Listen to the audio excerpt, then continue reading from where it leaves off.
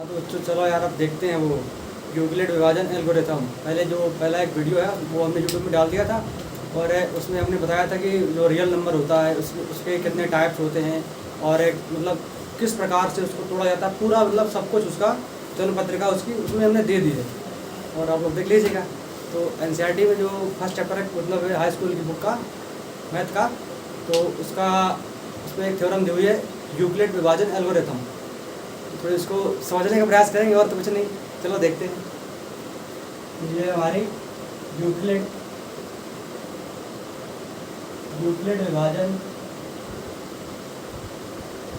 Algorithm.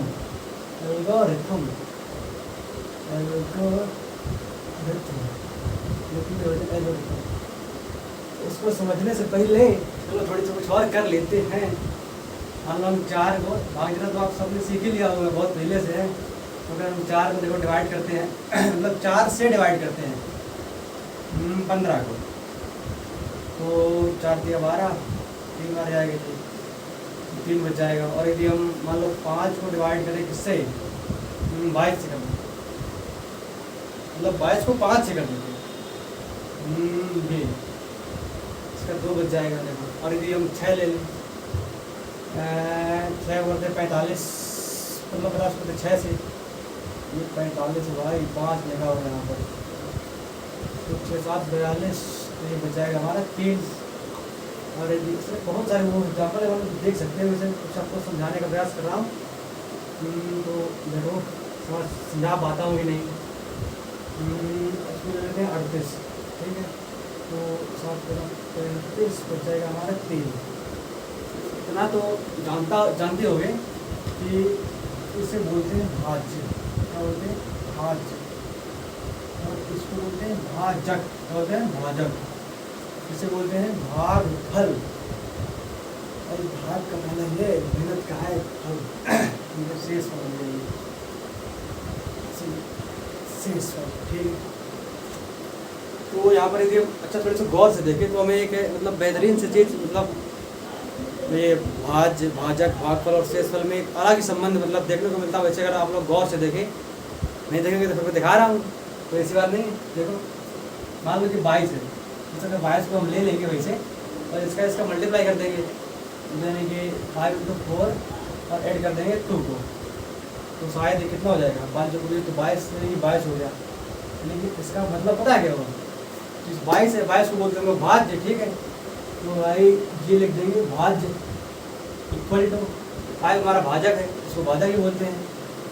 तो यार लिख दिया भाजक इनटू मतलब थोड़ा, और 4 हमारा भागफल है, तो ये लिख देते हैं भागफल। और 2 को जोड़ दिया तो 2 हमारा शेषफल है। शेषफल, ठीक। यदि हम ABCD जो है मतलब वैसे बोले तो जो भी ऐसे टर्म्स होते हैं जो वेरिएबल होते हैं, तो वो अभी मतलब हाई स्कूल है, जब 11th आएगा 12th आएगा, ये जीवन से कभी जाने वाले नहीं। तो इनको अभी सीख लो, अपने जीवन में उतार लो, क्योंकि ये ABCD तुम्हारा कभी पीछे छोड़ने वाला नहीं। एक टाइम के बाद हो सकता है तुम्हारा 1 2 3 4 एक गिनतियाँ छोड़ सकती हैं, लेकिन ये ABCD पीछा नहीं छोड़ने वाले। चलो देखते हैं ABCD को कैसे समझते हैं। भाज्य मान लो इसको लेते हैं A, ठीक है, और भाजक को करते हैं B से, और ये भागफल को डिनोट करते हैं Q से, और शेषफल को करते हैं R से। तो ये हमें चीज़ मिल गई।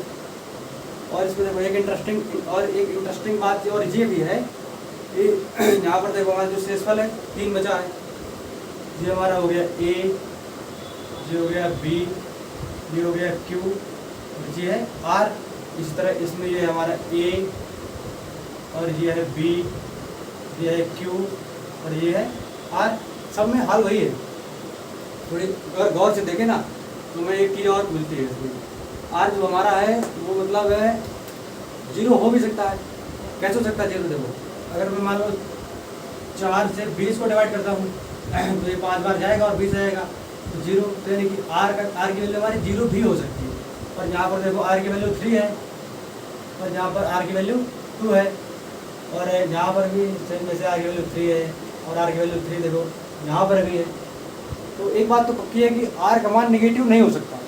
आर का मान मतलब माइनस में आ ही नहीं सकता, आर का मान ये तो 0 आ सकता है या फिर 0 से बड़ा। तो चलो लिख लेते हैं, मान लो इसको थोड़ी ABCD का फॉर्मूला लिख देगा क्या, तो जो आर की वैल्यू है ना वो या तो 0 से छोटी हो सकती है या फिर 0 के बराबर, यानी कि शेषफल देखो हमने कैसे ढूंढा नहीं है, मतलब यहीं से पूरा दिख रहा है स्पष्ट कि अगर ये है क्या। अब देखो यहाँ पर हमारा आर का मान 0 आ गया, यहाँ पर 3 आ गया, यहाँ पर 2 आ गया, यहाँ पर अब देखो कहीं पर माइनस का आया नहीं है ना, तो फिर उसका भी कुछ व्यवस्था देखते क्या हो रहा है, लेकिन नहीं आ रहा है तो कोई बात नहीं। यहाँ पर जैसे 0 आ गया, यहाँ पर मतलब 0 से बड़ा कुछ आ रहा है, तो आर को हमने कर दिया 0 से बड़ा कर दिया या फिर बराबर कर दिया, ठीक है। अब एक बात और देखो, जो बी है ना जिसको बोलते हैं भाजक, तो जो ये हमारा बी है, ये जो बी है ना, तो बी अगर तुम देखो यहाँ पर 4 है, यहाँ पर 3 है, तो यानी कि देखो इसमें अच्छा देखना, तो 4 है ना, 4 जो है हमेशा बड़ा है 3 से, गौर से 4 क्या है 3 से बड़ा है, यानी कि बी देखो हमारा बड़ा है किसे, आर से, बड़ा कि नहीं बताओ। और इसमें देखें तो ये हमारा बी है और ये हमारा आर है, तो यहाँ पर भी भाई बी हमारा जो है वो आर से बड़ा है, और अरे सब जगह वही है यार, यहाँ पर भी बी हमारा आर से बड़ा है, कहने का मतलब है कि जो 6 है वो भाई 3 से बड़ा है, इसका भी वही फंडा है। इसमें जो 7 है ना, 7 बड़ा है 3 से, तो मतलब हुआ कि बी हमारे यहाँ पर बड़ा है आर से। तो देखो ये बात है कि जो आर है नहीं, बी बड़ा है आर से, इसका मतलब क्या हुआ, आर छोटा है बी से और आर बी से छोटा। देखो इसमें से मतलब कभी भी हमारा आर जो है ना, आर कभी बी के बराबर हो नहीं सकता। अब तुम लोग सोचोगे क्यों नहीं हो सकता सर, हो सकता है ना, तो चलो फिर देख लो कैसे हो सकता है, देखो बोला अगर हो जाए तो बताओ। मान लो अगर हम 4 को डिवाइड कर दें किससे, 20 मतलब 20 से कर दें, और तुम लोग सोचोगे, तुम लोग मतलब खुद से सोचोगे अगर तुम 4 बार डिवाइड करो, ठीक है, तो 60 मिल जाएगी ये, तो भाई 4 बार डिवाइड करने की जरूरत नहीं, 5 बार में ही पूरा कट जाएगा, तो वो रिमाइंडर हमारा 0 ही बच जाएगा। तो जो बी की वैल्यू है ना वो कभी आर के इक्वल हो ही नहीं सकती, सच्ची बात ये। तो इसका 5 बार ही भाग जाएगा भाई, 5 बार जाएगा और ये हो जाएगा 20, तो रिमाइंडर हो जाएगा 0।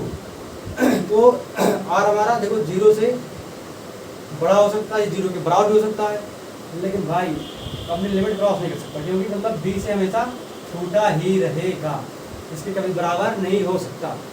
और इस चीज़ को, ये चीज़ पता है, मतलब ये जो फॉर्मूला है ना, ये तो बहुत लोग जानते थे पहले से, लेकिन जो इसको ABCD के फॉर्म में क्या बोले कि जिससे हमको भय लगता है, उस फॉर्म में एक महान मैथमेटिशियन थे जिनको गणितज्ञों का राजकुमार भी कहा जाता है, उनका नाम है यूक्लिड। तो यूक्लिड ने मतलब पूरा देखा और सोचा कि यार अगर इनको ABC के फॉर्म में कर देंगे तो हमको आगे क्वेश्चनों को सॉल्व करने में काफ़ी मतलब सहूलियत मिलेगी। अभी तुम लोगों को आभास होगा जब तुम मतलब 11th में जाओगे, 12th में जाओगे, फिर BSc IIT में कहीं भी जाओगे, तो मतलब तुम लोगों को आभास होगा कि यार अगर ABC नहीं सीखे होते मतलब वेरिएबल टर्म्स, तो मतलब मैथमेटिक्स में काफ़ी दिक्कत होने वाली थी। तो उन्होंने मतलब भाई गणितज्ञों के जो राजकुमार, ठीक है वो सब सही है, लेकिन यूक्लिड थे, कहते यूक्लिड, उनका नाम ही था भाई यूक्लिड। यूक्लिड ने इसका मतलब यूक्लिड ने इसका लिखित रूप में अध्ययन किया, इसका लिखित रूप में अध्ययन किया था, क्या था, अध्ययन ही किया था। और अध्ययन करने के बाद उसको पब्लिश कर दिया, मार्केट में आ गया और बन गई उनकी नई थ्योरम। जो उनकी थ्योरम बन गई, देखो बनाई थ्योरम यूक्लिड ने। हालांकि ऐसा नहीं कि यूक्लिड ही जानते थे इसको, ये जो लॉ है ना, ये पहले से पता था लोगों को, लेकिन किसी ने वेरिएबल टर्म्स में इसको मॉडिफाई नहीं किया था, लोग ऐसा मतलब सोचे नहीं थे, लेकिन यूक्लिड आ गए अपना, तो उन लोगों ने दे दिया।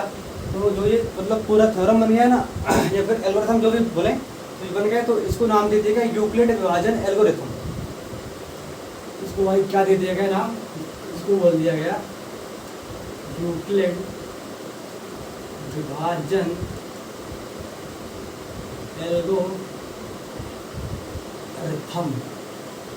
क्या इसको बोल सकते हैं, यूक्लिड विभाजन प्रमेय बोल सकते हैं। चलो देख देता हूँ भाई, यूक्लिड विभाजन प्रमेयिका, अरे हो सकता है यूक्लिड विभाजन प्रमेयिका और यूक्लिड विभाजन एल्गोरिथम में कुछ अंतर हो, लेकिन अभी हमें मतलब उतना एडवांस जाने की जरूरत नहीं है, हाई स्कूल लेवल पे जितना है उतना सफिशिएंट है भाई, पर्याप्त उतना। तो जो हो गई ये यूक्लिड ने इसका दे दिया। अब भाई बात ये थी कि उन लोगों ने सोचा यार ये बन तो गई और लोग इसको जानते भी थे काफ़ी लोग, तो उन्होंने सोचा इसका यूज क्या है आखिर। तो यूज भी बता देता हूँ। इसका यूज जो मेन तौर से है ना, इसका जो देखो मेन यूज क्या है ना, जो इसका मेन यूज है मतलब मुख्य प्रयोग जो है इसका जो हम आगे प्रयोग करेंगे अपनी एक्सरसाइजों में ना, तो भाई ये सब होता है HCF ज्ञात करने में। क्या HCF, जिसे हम अपनी हिंदी की भाषा में मासा बोलते हैं, हाईएस्ट कॉमन फैक्टर जिसे बोलते हैं मासा। तो मासा ज्ञात करने के लिए तो मान लो भाई मेरे पास वाला बुक नहीं, लेकिन मैं मतलब मोबाइल से देख के कुछ क्वेश्चन तुम्हें करवाऊंगा NCERT वाले, तो तुमको समझ में आ जाएगा कि आखिर ये क्यों खोजी कि इसका यूज क्या है। फिर इसके आगे हम पढ़ेंगे कि मतलब अंक गणित की आधारभूत प्रमेय, वो भी बहुत इंटरेस्टिंग है भाई, पढ़ोगे तो ना मज़ा आ जाएगा एकदम, ऐसा लगेगा ना कि कुछ फील आ रहा है मतलब मैथमेटिक्स। तो हमने ये मतलब समझ लिया कि यूक्लिड विभाजन एल्गोरिथम है क्या आखिर चीज़, उसका पूरा अच्छे से उसकी जन्म पत्रिका पूरी हम लोगों ने पढ़ ली है। अब इसका यूज क्या है आखिर, तो यूज है तो देखते हैं ना इसका क्या यूज है। इसका यूज है HCF फाइंड करने में। चलो कुछ क्वेश्चन NCERT ले लेते हैं मान लो, और इसका जो पहला ही क्वेश्चन है एक्सरसाइज नंबर 1 है इसकी प्रश्नावली, और जो प्रश्नावली है इसकी 1.1, मैं अभी बुक नहीं लिया, उसकी मोबाइल क्वेश्चन देख रहा हूँ। और इसका जो फर्स्ट क्वेश्चन है ये है कि HCF फाइंड करो, HCF निकालो, संख्याएँ जो दी हुई है इनको मैं लिखता हूँ और आप लोगों को सिखाऊंगा भी कि आखिर HCF कैसे निकलता है इससे। यूक्लिड हमारा जो हमारे दे गए थ्योरम कितनी उपयोगी है, जो दिया है 135 और 225, 135 और 225। पहले हम लोग को ये देखना है कि मतलब दोनों से मतलब बड़ा कौन है, तो बड़ा ये वाला टर्म से लिखेंगे 225 जो है ये ग्रेटर देन है 135 से। ये हमारा पहला स्टेप है। जब भी हमें कोई दो संख्या दी होंगी ना, तो मतलब हम लोगों को पहले दोनों में से देखना है कि संख्या कौन सी बड़ी कौन सी छोटी है। जो संख्या बड़ी है उसको छोटे से डिवाइड करना, और डिवाइड करना वो समय बता रहा हूँ जितना मतलब सब चलता है। देखो जब 135 से भाई ये 225 में हम डिवाइड कर देंगे ना, कितने बार जाएगा, ये शायद एक बार जाएगा, 135 ये जाएगा 0 और 12 में चलिए 9 हो जाएगा हमारा, 0 हो जाएगा। अब इसको हम थोड़ी अगर जो भी पढ़ी थी ना यूक्लिड विभाजन प्रमेय का, अगर उसमें लिखे ना, अगर तुम्हें याद हो तो इसको हम लिख सकते हैं 225 इक्वल टू 135 इंटू 1 प्लस 90, ठीक है। और इसको एक काम करते हैं, देखो अब देखो जब तक हमारा रिमाइंडर 0 नहीं बच जाएगा, मतलब जब तक देखो जब तक R0 नहीं मिल जाता हमें, नहीं मिल जाता हमें, तब तक यूक्लिड विभाजन उसमें लगाते रहेंगे, तब तक इसमें यूक्लिड विभाजन एल्गोरिथम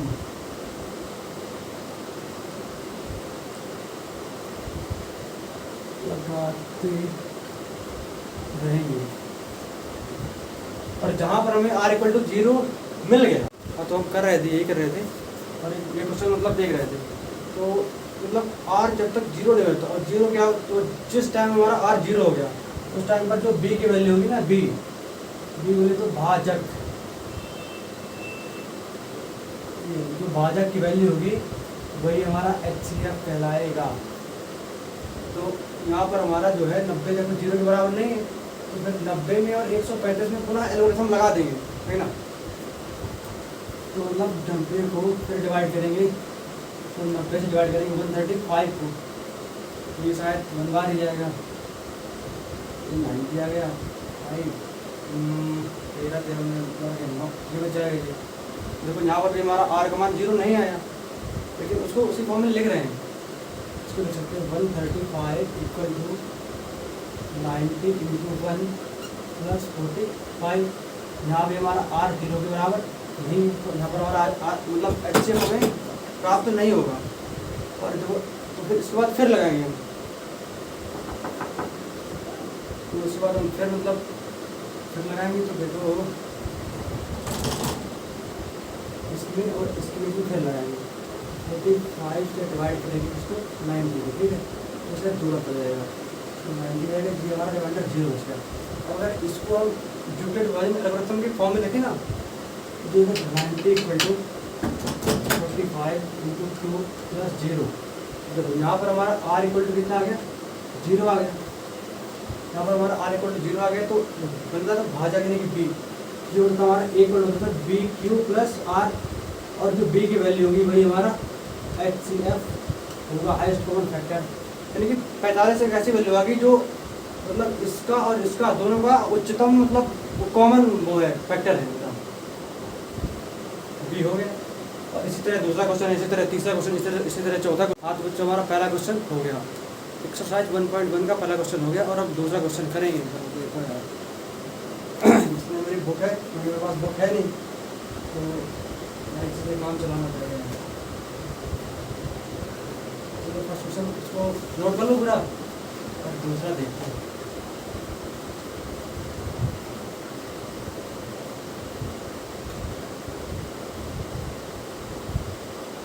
दूसरा क्वेश्चन है हमारा 296 हो गया, और 38,220 38,220 बस इतने। भाई पहला मतलब सेम है ना, पहले जैसा ही। इसमें देखो कौन संख्या मतलब बड़ी है, तो ये 38,220 बड़ी है और 196 छोटी है। तो बस 196 से डिवाइड 196 से डिवाइड करना 38,220 को। ये 38,220 ये शायद कितने बार जाएगा, मैं थोड़ी 38 12 क्या करते हैं, 12 ज़्यादा होगा, मतलब एक ही बार जाएगा शायद, एक बार जाएगा ये। तो 196 आ जाएगा यहाँ पर, और 9 है, और यहाँ पर 17 में हो गया 8 बच जाएगा यहाँ पर, हो जाएगा 1 और उधार ले लिया। अब कितनी बार जाएगी हमारी सामने, जिसको 9 बार ट्राई करते हैं। 5 85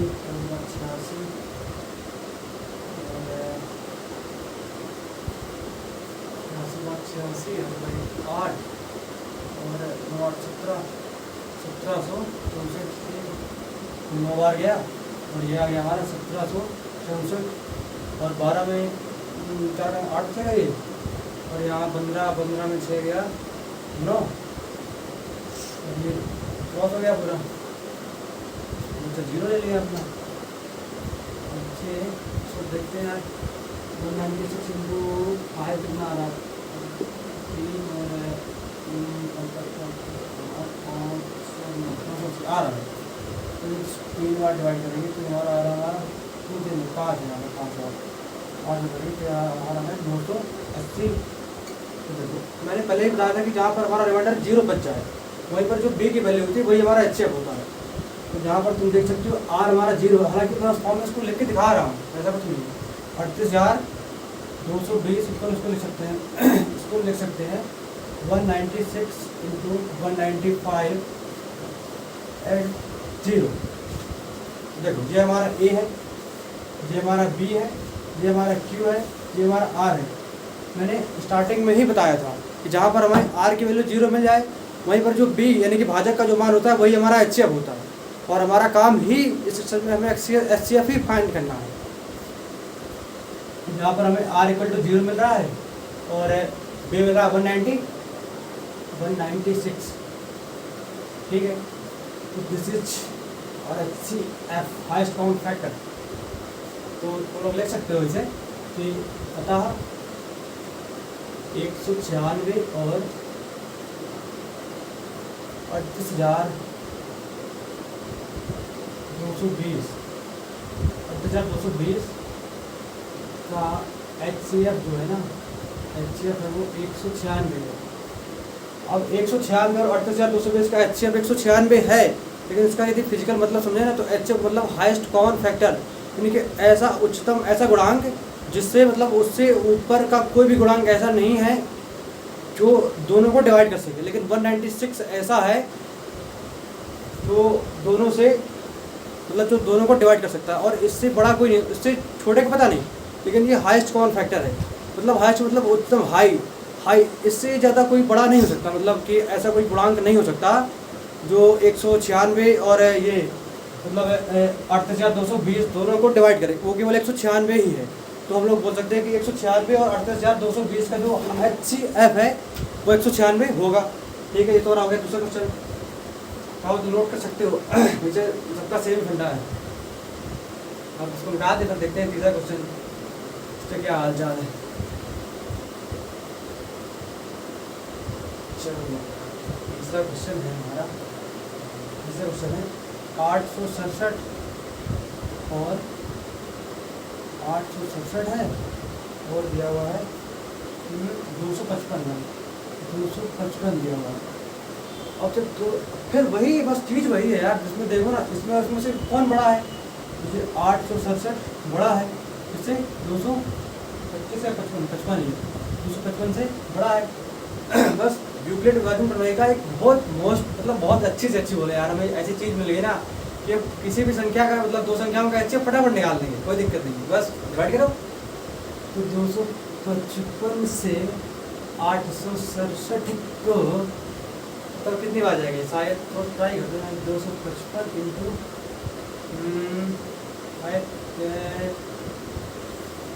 तो 4 हो जाएगी नहीं, 55 से 20 लगी 2 और 54 से 20 तो 22 लगी 2, तो अब 10 से कुछ ज़्यादा हो रहा है, ज़्यादा नहीं लेना। तो 3 से ट्राई करते हैं, 3 बार में शायद चला जाए।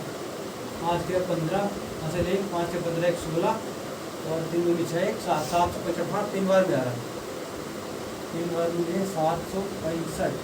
ठीक है, और साथ में वो 2 0 और 1 बचेगा इसको, बस लगा तो यूक्लिड विभाजन एल्गोरिथम एक ऐसी चीज़ हो चुकी है कि एकदम HCF के लिए रामबाण का कार्य करती है। लगा तो 255 मल्टीप्लाइड 3 + 102। अब देखो यहाँ पर हमारा R जो है ना 0 के बराबर है ही नहीं, जब तक R 0 के बराबर नहीं होगा तब तक हम डिवाइड करते रहेंगे अपना, इसको मतलब इससे इसको डिवाइड करेंगे। देखो 102 से डिवाइड करेंगे 255 को, शायद 2 बार चला जाएगा नहीं, हाँ 4 0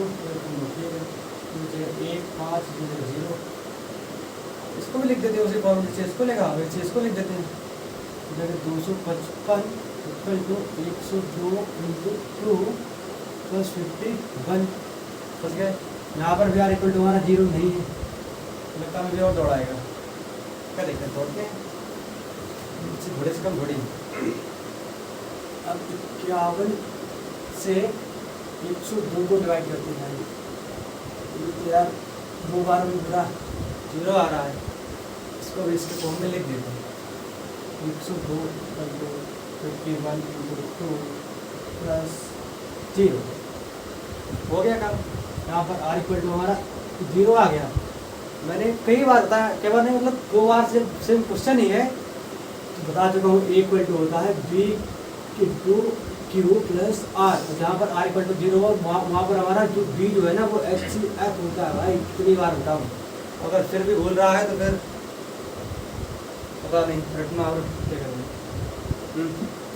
हमारा HCF हो जाएगा 51। अब इसका यदि तुम फिजिकल मीनिंग समझना चाहो ना, तो यानी 867 और 255 का 51 ही एक ऐसी संख्या है, मतलब इनका जो गुणांक है ना वो 51 ही ऐसा है जो दोनों को डिवाइड कर सकता है, और इससे बड़ी कोई भी संख्या नहीं है जो इनको डिवाइड, छोटी हो सकती है पता नहीं छोटी का, लेकिन 51 से बड़ी नहीं सकती। इसलिए बोलते हैं इसको HCF हाईएस्ट कॉमन फैक्टर। बार बार समझा रहा हूँ, हाईएस्ट कॉमन फैक्टर का मतलब क्या होता है, थोड़ी मतलब समझो फिजिकली आखिर है क्या, मतलब अगर इसको डिवाइड करें तो इससे बड़ी संख्या में नहीं मिलेगी जो इसको दोनों को डिवाइड कर दी। हो गया HCF इसका। चलो चाहो तो भाई नोट कर सकते हो यार। कर लिया? चलो फिर आगे बढ़ते हैं। कुछ नहीं, पहला क्वेश्चन ही चल रहा है, इसके तीन थे तो तीनों करवा दिए। इस दिन किताब ले लेंगे यार हम तो स्टार्टिंग में। पहला क्वेश्चन में दूसरा देखते हो, दूसरा क्वेश्चन है हमारा। क्वेश्चन नंबर दूसरा बोल रहा है, ये बोल रहा है दर्शाइए कि कोई भी धनात्मक विषम पूर्णांक, ये बोल रहा है दर्शाइए, लिख दे रहा हूँ, दर्शाइए कि कोई भी धनात्मक, दर्शाइए कि कोई भी धनात्मक पूर्णांक है, समझना कोई भी धनात्मक विषम पूर्णांक, कोई भी धनात्मक विषम पूर्णांक, कोई भी धनात्मक पूर्णांक 6q+1 और नहीं या लेना है क्या, और में बहुत बड़ा अंतर होता है।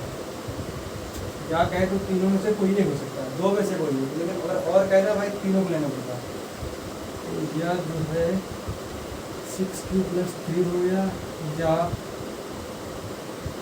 6q+5 के रूप का होता है, 5 के रूप का होता है, होता है, ठीक है। या क्यों क्या उसको पढ़ा नहीं हो रहा, जहाँ पर क्यों है कुछ नहीं, यहाँ पर क्या है कि क्यों है, क्या क्यों कोई पूर्णांक है,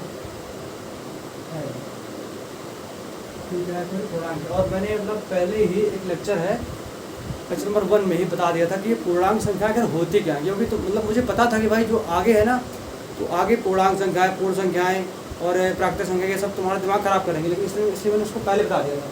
तो क्यों भाई पूर्णांक मतलब क्या हुआ, क्यों जो है इसमें धनात्मक संख्याएं भी हैं और जीरो भी है, और मतलब ऋणात्मक संख्या भी, मतलब ये है यार कि जीरो है और -1 -2 यानी कि इनफाइनाइट तक इस तरह भी संख्याएं हैं, और ये 1 2 3 मतलब कुछ भी हो सकता है इनके बीच में। क्यों क्वेश्चन कहने का मतलब ये कह रहा है कि दर्शाइए कि किसी भी धनात्मक विषम पूर्णांक कोई मतलब ऐसा धनात्मक भी हो, पॉजिटिव भी हो, तो मतलब निगेटिव है तो पल रहा खत्म, उसने बोल दिया वैसे पॉजिटिव विषम पूर्णांक जो है इसके या इसके तीन में से किसी के भी रूप का हो। अगर बात देखिए, एक भी विषम है, इसका एक भी विषम है, तीन भी विषम है, 5 भी विषम है, किसी एक कुछ दिखा दिया उसका खत्म। चलो मान लेते हैं इसका हम सोल्यूशन देखें ना, तो मान लेते हैं क्या, मान लेते हैं a = 6q+1। बोलना मत ए हमारा जो क्या है, ए हमारा देखो मैंने पहले हिंदी में लिख के फॉर्मूला अच्छे से समझाया था कि भाज्य बराबर भाजक गुणे भागफल प्लस शेषफल। और इसका मैंने वो फॉर्म भी लिखा था a = bq+r, और मैंने डिवाइड करके भी दिखाया था। जैसे मैंने 4 को डिवाइड कर दिया, मैंने 18 को डिवाइड कर दिया 4 से, फिर 4 बार जाएगा, फिर 2 बचेगा, तो यहाँ पर इसको बोलते थे हम, इसे बोलते थे भाज्य, इसे बोलते थे भाजक, इसे बोलते थे भाई भागफल, और इसे बोलते थे शेषफल। हालांकि उनको पता होगा, मतलब अगर पहले लेक्चर देखे होंगे, इसी में क्या पहले इसी में है भाई, इसी में पहले स्टार्टिंग में तो सब कुछ बताया। तो ये भाज्य है, तो जो मैंने ए माना है ना, अब इसी को बोलते थे ए, इसको बोलते थे A, this is A and this B, this is Q and this is R for reminder. बाकी सबके मतलब होते हैं बता दूँगी बात नहीं। और हाँ, तो ए मैंने मतलब भाज्य कोई संख्या मान लिया है कि कोई ऐसी संख्या है जो हमारा बी है, तो यहाँ पर देखो बी की वैल्यू अगर यहाँ पर देखें ना, यहाँ हमारा b = 6 लिखा होगा, क्या लिखा हुआ, b बराबर दिया है 6, तो मतलब 6 को, और यहाँ पर एक q है, तो q भी वही नंबर है। अब उसने बोल दिया कि q जो है नेगेटिव नहीं होगा, तो 0 भी हो सकता है, और ये पॉजिटिव संख्या ये सब हो सकती है। लेकिन अभी हमने पीछे पढ़ा था भाई, लेकिन q क्या होगा अगर तुम्हें जरा सा याद हो ना, थोड़ी सोचो। मैंने पहले बताया था कि जो हमारा रिमाइंडर होता है ना, वो हमेशा ही इससे बी से छोटा होता है हमेशा ही, और बड़ा या बराबर होता है आर से। और एक बात और होती है यार, क्या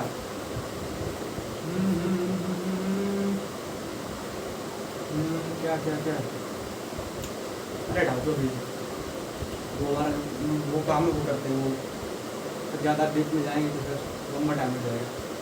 तो इसको मान लेते हैं एक मान लेते हैं 6q+1 मान लेते हैं, ठीक है। और जो बोल रहा था कि हाँ, तो हमारे यहाँ पर जो r की वैल्यू होगी ना, और यहाँ पर b हमारा दिया हमें 6 दिया है, b दिया है 6। अब तो मतलब r जो होगा ना हमारा b से छोटा होना है, और छोटा होगा तो 0 हो सकता है, 1 हो सकता है, 2 हो सकता है, 3, क्योंकि माइनस में नहीं जाना है, माइनस से नाता ही खत्म। मान लो नाता खत्म, खत्म तो खत्म। 4 और 5 ये ले लेंगे हम आर की वैल्यू। तो जब हम आर की वैल्यू इसमें रख दी इसमें किसमें आर की वैल्यू रखते इसमें, और ये बी की वैल्यू भी इसमें रख देना, देखना कुछ इंटरेस्टिंग बन जाएगा। इंटरेस्टिंग इसका मतलब ये है, देखो ये बन जाएगा 6q+0, और वैसे भी कर दे रहा हूँ, ठीक है। 6q+1 बन जाएगा, 6q+2 बन जाएगा, 6q+3 बन जाएगा, 6q+4 बन जाएगा, और 6q+5, लेकिन 6 नहीं होगा क्योंकि वो बस लिमिट अपने लिमिट से बाहर ले जाना है। जी है, जी हो सकता है। अब तुम मतलब खुद इसमें प्रूफ करवाया जरूर है, लेकिन थोड़ी सी सोचने वाली बात है। अगर देखो, अगर इनका और इनका मल्टीप्लाई हमारा, देखो अगर 6 जो है 6 हमारा सम है, और q हमारा कुछ भी हो, दिखा देता हूँ 6q+1 लिखा हुआ है, ठीक है। और अगर हमारा ये 6 हमारा अगर सम है, 6 सम अगर क्या है, 6 सम है ही, अगर 0 ले लेंगे तो 0 हो जाएगा। q की वैल्यू अगर 0 ले लेते हैं तो 6 × 0, तो उसको नहीं ले रहे हैं, उसको छोड़ रहे हैं, केवल इसकी वैल्यू देख रहे हैं, तो ये हमारा 0 हो जाएगा। और यदि 1 ले रहे हैं तो 6 हो जाएगा, यदि 2 ले रहे हैं तो 12 हो जाएगा, 3 ले रहे हैं तो 18 हो जाएगा, लेकिन कोई सम संख्या ही आएगी। तो सम संख्या आएगी, यानी कि ये जो है ना, ये पूरा ये सम है। अगर हम q की वैल्यू कुछ भी लें उसके काय अनुसार, तो इसका जो पूरी वैल्यू है ना, ये सम ही आएगी। और अगर उसमें देखो, और किसी संख्या में सम में अगर 1 जोड़ देते हैं तो विषम हो जाती है। मान लो अगर 2 है, 2 एक सम संख्या, उसमें हमने 1 जोड़ दिया तो वो 3 विषम नहीं बन गई। तो देखो अगर यहाँ से हम कुछ उसमें सीखें, देखो तो ये जो है, ये हो गया हमारा सम, क्योंकि इसमें 0 है, और ये हो गया हमारा सम, और ये हो गया हमारा सम। तो बस क्या बचा, हमने सिद्ध कर दिया कि अगर कोई भी धनात्मक पूर्णांक है तो वो इसी के रूप में होगा, या इसके या इसके या इसके। अतः कोई भी है ना, हाँ, कोई भी धनात्मक पूर्णांक, कोई भी विषम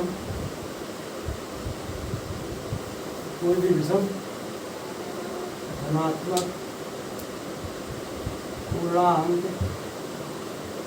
कोई भी विषम धनात्मक पूर्णांक, बस वही जवाब सुनिए यार। 6 कोई भी विषम 6q+1, 6q+3, अरे या 6q+5 के रूप का ही होता है, के रूप का ही होता है। ये मेरा कैमरा बार बार हिल जा रहा है, मतलब बात ये है ना कि थोड़ी हमारी जो डोरी है माइक की वो थोड़ा छोटी है, तो हाथ बार बार लग जा रहा है, तो वो हिल जा रहा है। कोई दिक्कत नहीं उसमें भाई। चलो भाई, ये क्वेश्चन नोट कर लो, तो नोट तो कर सकते हो, आजकल ऑनलाइन का ज़माना है, सब कुछ स्क्रीनशॉट में काम हो जाता है, लेकिन स्क्रीनशॉट ज़्यादा अच्छा नहीं है, बुक में नोट कर लो तो ज़्यादा बढ़िया रहेगा। कॉफी बनाया तो क्वेश्चन हो गया है। तो तीसरा क्वेश्चन जो है ना, तीसरा क्वेश्चन थोड़ी बड़ा है, और अगर तो लिख देता हूँ। इसी परेड में 616 सदस्यों की एक सेना की टुकड़ी को किसी परेड में 616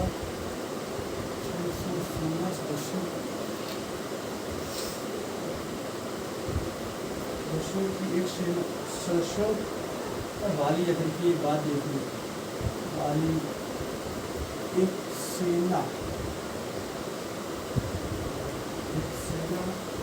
की टुकड़ी को, सेना की टुकड़ी को लिख रहा है, सेना की टुकड़ी को 32 सदस्यों वाले, 32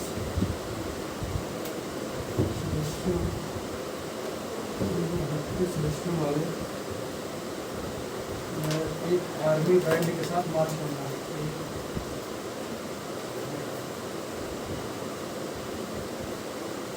एक आर्मी बैंड के साथ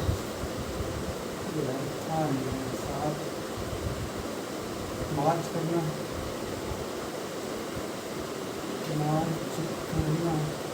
मार्च महीना वाला नहीं है, मार्च करना। दोनों समूहों को समान संख्या वाले स्तंभों में मार्च करना, ये उसकी कंडीशन है। दोनों समूहों को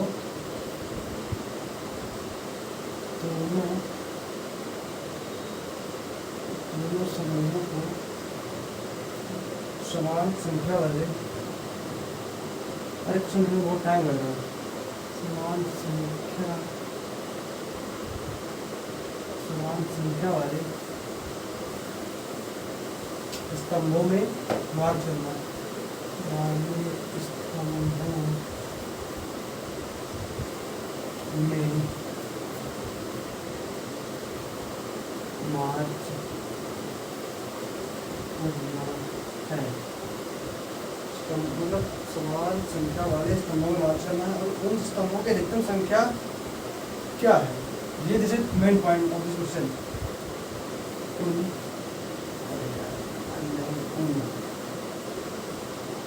स्तंभों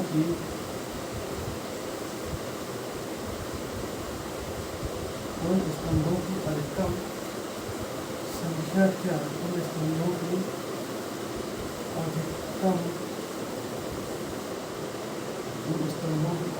संख्या क्या है।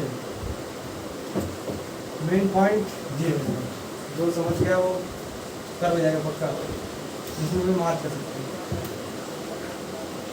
जिसमें वे मार्च कर सकते हैं। ये डेफिनेशन है जिसे हम शॉर्टकट में HCF बोलते हैं, HCF, यानी हाईएस्ट कॉमन फैक्टर।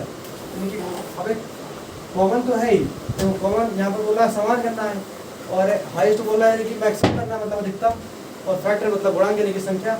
तो HCF भी निकालना दोनों संख्या हम लोग, अगर अच्छे से देखिए ना मुझे वाले समझ गए हम लोग। तो 616 और 32 का हमें HCF भी फाइंड करना है। अगर हमने HCF फाइंड कर लिया तो जो HCF निकलेगा वही अधिकतम संख्या होगी, जिसमें दोनों समूहों को समान संख्या वाले स्तंभों में मतलब मार्च करना है, और उनकी अधिकतम संख्या भी होगी, दोनों के स्तंभ भी समान होंगे और वो संख्या भी होगी। कुछ नहीं यार, यूक्लिड विभाजन, यूक्लिड महाराज की एल्गोरिथम का प्रयोग कर दो। यूक्लिड विभाजन एल्गोरिथम के माध्यम से हम HCF निकालने का छोटा सा काम करेंगे, जो पहले 3 दूसरों में भी किया है। और चलो देखते हैं यार, ये देखिए 616 और 32 में कौन बड़ा है, 616 बड़ा है, बस कुछ नहीं, 32 से डिवाइड करते हैं 616 को, शायद एक ही बार जाएंगे, 32 हो जाएगा, 11 में हो गया 9, 5 5 में 2 और 1 ले लिया। अब शायद ट्राई करते हैं 32 इंटू 9 देखते हैं 18 और 27 और 28 जा तो रहा है, 2 बार में जा रहा है मेरा 288 हो जाएगा 8 अभी हमारा 8 0 नहीं मिला, वो तुम्हें याद रखना है भाई कि जब R 0 मिल जाए उस टाइम पर B ही हमारा HCF होता है, वो तुम्हें याद ही रखना पड़ेगा। B का मतलब होता है भाजक, भाज्य बराबर होता है भाजक गुणे भागफल प्लस शेषफल। तो इसको फॉर्मूला लिखते हैं, और क्या 616 को लिख सकते हैं 32 इंटू 19 प्लस 8 और तो फिर हो गया कुछ यहाँ पर हमारा R 0 के इक्वल नहीं है। फिर से इसमें और आर में और बी में ही लगाते हैं दोबारा, इधर ये लिखा है। तो दोबारा यूज करते हैं ना, दोबारा जो लगाते हैं एल्गोरिथम वो बी एंड आर में लगाते हैं, यानी कि भाजक और शेषफल में लगाते हैं। हिंदी में लेके दे रहा हूँ पूरा का पूरा, भाजक और शेषफल में ही लगाते हैं। बस सेम प्रोसेस, इनमें से कौन बड़ा है फिर उसको डिवाइड करेंगे, फिर जो भी है करते हैं। फिर क्या करेंगे कि 8 को 8 से डिवाइड करेंगे 32 को, फिर 4 बार जाएगा जी, पूरा क्रॉस हो जाएगा जी। बस इससे लिखा इसको यूक्लिड फॉर्म में, यूक्लिड की एल्गोरिथम के फॉर्म में, और इसको भी लिख देते हैं। तो इसको लिख देंगे 32 × 8 × 4 + 0। यहाँ पर हमारी आर का वैल्यू अगर आ गया 0, अगर आर की वैल्यू हमारी 0 आ रही है, कोई बात नहीं, बड़ी खुशी की बात है। = BQ + R, बस भाई मिल गया जो चाहिए था। B is our HCF highest common factor which is 8, ये है हमारा 8। तो 8 है, मतलब दोनों समूह में समान संख्या वाले 8 स्तंभ, मतलब अधिकतम 8 ही स्तंभ बनाए जा सकते हैं। तो उसको लिख देते हैं, क्या लिखते हैं, दोनों समूहों को, ये समझे, दोनों संख्या वाले स्तंभों में मार्च करना है, ठीक है। तो उन जो अधिकतम स्तंभों की संख्या होगी ना, तो अधिकतम स्तंभों की संख्या जो है, जिनमें वो सैनिक आज करना चाह रहे हैं, 616 पूरे हैं, उसमें से 32 को वाले ना हमारी 8 ही ऐसी अधिकतम खंबे नहीं, मतलब उनकी लाइनें बनाई सकती है, बात ये।